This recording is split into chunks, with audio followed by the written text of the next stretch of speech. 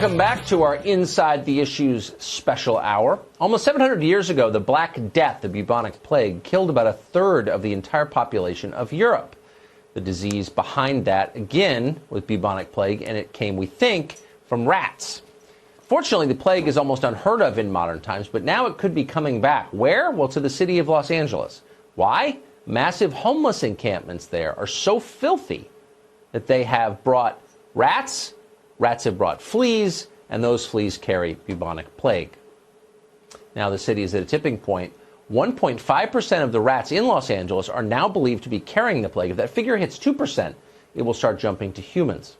Dr. Marc Siegel is Fox's medical expert and a frequent guest on our show. We're glad to have him back tonight. Hi, Doctor, this sounds like an imminent threat. I think it is an imminent threat. You already mentioned that rats are carrying the fleas. The fleas are on the rats, and the fleas are carrying a bacteria called Y. pestis that causes the bubonic plague.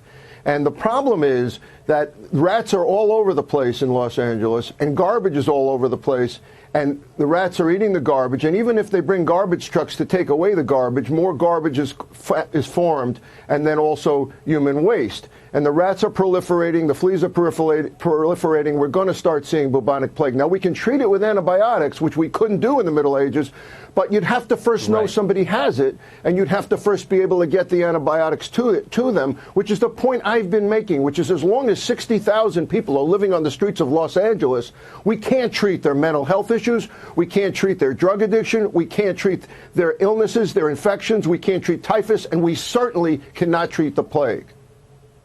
So that's kind of the point. I mean, the reason we haven't had the bubonic plague really since the Middle Ages is because we have modern sanitary standards. And now we don't. So it's not hard, right, to create a society where there aren't so many rats that you get the plague, is it? That is so true, Tucker, and I have to emphasize your point. We cleaned up the plague even before antibiotics because of public health. Here we are back in Middle Ages type situation. And let me tell you how we can fix that.